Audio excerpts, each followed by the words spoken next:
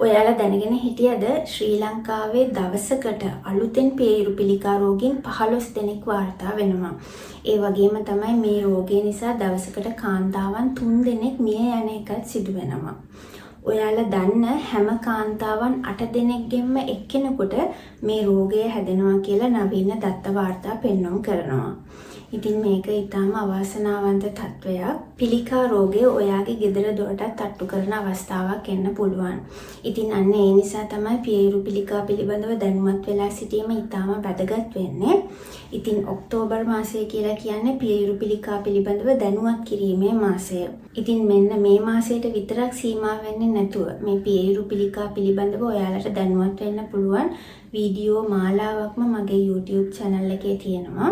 ඉතින් මේ වීඩියෝවන් බලලා හරි ඔයාලා මේ රෝගය පිළිබඳව දැනුවත් වෙලා ඉන්න එක ඔයාගේ යුතුයකමක්.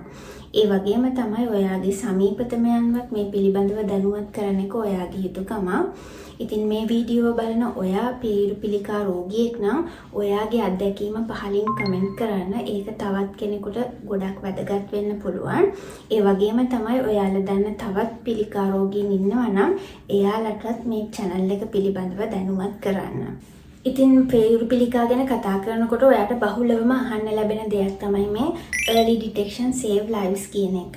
ඒ කියන්නේ ඔයාගේ පිළිකාව මුල් අදියරේදීම හඳුනා ගන්න ලැබුණොත් ඒක සම්පූර්ණයෙන්ම සනීප කිරීමේ සම්භාවිතාවය වැඩි කියන එක.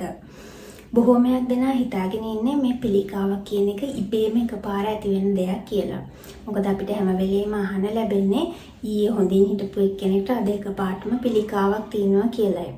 නමුත් ඔයාට මේ පිළිකා රෝගය හැදෙන්න කලින් ඔයාගේ ඇඟ මේ පිළිකාව ඇති වෙන එක වළක්ව ගන්න සමහර විට මාස ගණනාවකට කලින් එහෙමත් නැත්නම් අවුරුදු ගණනාවකට කලින් ඉඳලම ලොකු සටනක යෙදෙනවා.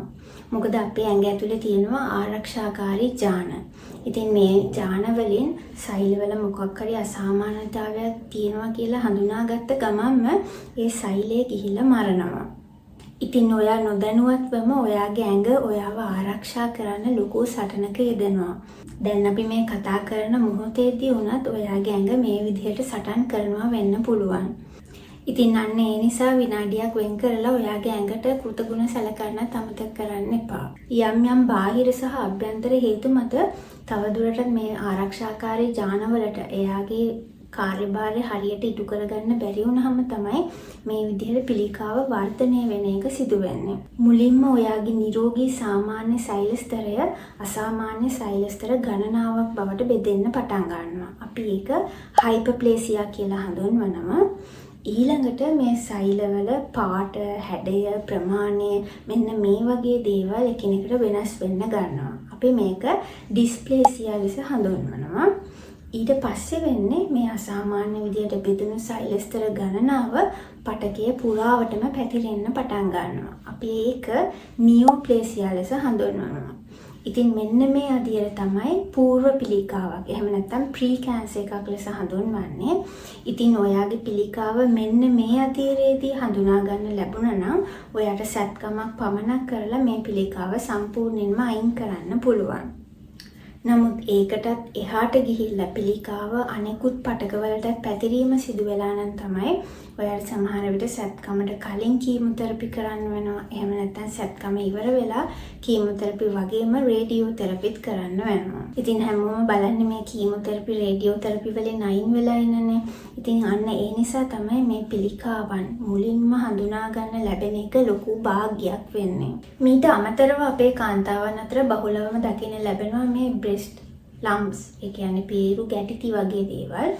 breast adenoma, breast fibroadenoma, ඊළඟට inductal papilloma මෙන්න මේ වගේ දේවල් අපි benign breast diseases ලෙස හඳුන්වනවා. ඒ කියන්නේ මේවා පිළිකා රෝග නෙමෙයි. මේවා සාමාන්‍යයෙන් පියයුරු ආශ්‍රිතව ඇති වෙන්න පුළුවන් ලෙඩ රෝග. ඉතින් ඔයාට මෙන්න මේ වගේ දේවල් තියෙනවා නම් ඔයා හැම මාසෙම ස්වයං පියයුරු පරීක්ෂාව කරන එක ඉතාම වැදගත් වෙනවා. ඊළඟට ඔයා වයස අවුරුදු 40ට වැඩි නම් හැම අවුරුද්දෙම මැමෝග්‍රෑම් පරීක්ෂණයක් කරලා මේ වගේ දේවල් ගැන වැඩි අවධානයෙන් ඉන්න එක වැදගත් වෙනවා. ඉතින් හැම කාන්තාවක්ම තනියම මේ ස්වයං පියයුරු පරීක්ෂාව කරගන්නේ කොහොමද කියලා දැනුවත් වෙලා ඉන්න ඕනේ. ඔයා තවමත් පීරියඩ්ස් හැදෙන කෙනෙක් නම් පීරියඩ්ස් හැදලා දවස් 5ක් 7ක් ගියාට පස්සේ දවසකට පැය භාගයක් වෙන් කරගෙන මේ ස්වයං පීරියඩ් පරීක්ෂාව හරිම ලේසියෙන් ඔයාට කරගන්න පුළුවන්. ඉතින් මේ ස්වයං පීරියඩ් පරීක්ෂාව කරන හරිම විදිහ ගැන වෙනම වීඩියෝවක් මම කරලා තියෙනවා. ඒක ඔයාලට මෙතනින් බලා ගන්න පුළුවන්. ඒ වගේම විශේෂ කාරණාවක් තමයි ඔයාට මේ පියයුරු පිළිකා සහිත පෞල් ඉතිහාසයක් තියෙනවා නම් සහ ඔයා වයස අවුරුදු 40ට වැඩි නම් අනිවාර්යයෙන්ම අවුරුද්දකට සැරයක් මේ මැමෝග්‍රෑම් පරීක්ෂණයක් කරගන්න එක ඔයාට ඉතාම වැදගත් වෙනවා. ඔයාට ඕනම ප්‍රයිවට් හොස්පිටල් එකකින් මේ මැමෝග්‍රෑම් එකක් කරගන්න පුළුවන්. එහෙම නැත්නම් ඔයාට පුළුවන් නාරාහෙන් පිට තියෙන කැන්සර් early detection center එකට. ඒ කියන්නේ පිළිකා කලින් හඳුනා ගැනීමේ මධ්‍යස්ථානයට යන්න. ඒකෙදි ඔයාට අවශ්‍ය ටෙස්ට් වර්ග සියල්ලක්ම සහ ඔයාට අවශ්‍ය උපදෙස් හැම එකක්ම එයාලා නොමිලේ ලබා දීම සිදු කරනවා. ඊළඟට හැම කාන්තාවක්ම අනිවාර්යයෙන්ම මේ පියයුරු පිළිකාවක් ඇතිවීමට Tamanට තියෙන අවදානම් සාධක මොනවද කියන එක ගැන දැනුවත් වෙලා ඉන්න ඕනේ. ඇමරිකාවේ ජාතික සෞඛ්‍ය ආයතනයට අනුව මේ පිළිකා රෝග ඇති වෙන්න 90ත් 95ත් අතර ප්‍රමාණයක්ම බලපානවා කියලා කියන්නේ තමන්ගේ එදිනෙදා දිනචර්යාව ආශ්‍රිත සාධකවලට 5ත් 10ක් වගේ ඊටාම සුළු ප්‍රමාණයකින් තමයි මේ ජාන සහ පෞල් ඉතිහාසයේ බලපානවා කියලා සඳහන් කරලා තියෙන්නේ. ඔයාගේ ජාන ගැන ඔයාගේ පෞල් ඉතිහාසය ගැන දැනුවත් වෙලා ඉන්න එක ඊටාම වැදගත් වෙනවා. නමුත් ඔයාගේ දිනචර්යාව යහපත් සෞඛ්‍ය පුරුදු වලින් ගොඩනගා ගන්න පුළුවන් නම් ඔයාට අනිවාර්යයෙන්ම මේ පිළිකා රෝග ඇතිවීමේ අවදානම අඩු කරගන්න පුළුවන්. ඉතින් මේ පියයුරු පිළිකාවක් ඇතිවීමට හේතු වෙන අවදානම් සාධක මොනවද කියන එක ගැන වෙනමම වීඩියෝවක් මම කරලා තියෙනවා. ඔයාලට පියයුරු පිළිකා සම්බන්ධ මගේ ප්ලේලිස්ට් එකට ගිහිල්ලා ඒ පිළිබඳව දැනුවත් වෙන්න පුළුවන්. ඒ වගේම තමයි ඉදිරියේදීත් මම මේ සම්බන්ධයෙන් වීඩියෝවන් ඔයාලට අරගෙන එන්නම්. ඉතින් පියයුරු පිළිකාවක් කියලා කියන්නේ අනෙක් පිළිකා වර්ග වලට සාපේක්ෂව ඉතාම සංවේදී පිළිකාවක්. මොකද පියයුරු කියලා කියන්නේ කාන්තාවකගේ අනන්‍යතාවයේ කොටසක්. ඉතින් මේ හා බැඳුණු මානසික පීඩනය අනෙක් පිළිකා වර්ග වලට සාපේක්ෂව වැඩි. විශේෂයෙන්ම ඔයා ඉතාම අඩු වයසකින් මේ පියයුරු පිළිකාවකට මුහුණ දුන්නා නම් සමහර විට මේ නිසා ඇතිවෙන මානසික පීඩනය ඉතාම වැඩි වෙන්න පුළුවන්. නමුත් අපි කාන්තාවන් කියලා කියන්නේ ඉතාම ශක්තිමත් ජීවීන් කොට්ටාශයක්. මොන දේ වුණත් මේ රෝගය සම්පූර්ණයෙන් සනීප කරගන්න ඔයාට පුළුවන් උපරිමය ඔයා ලබා දෙන්න ඕනේ. එහෙනම් ඔයාට පියයුරු පිළිකා සම්බන්ධයෙන් මොනවා හරි ගැටලුවක් තියෙනවා නම් පහලින් කමෙන්ට් එකක් දාන්න.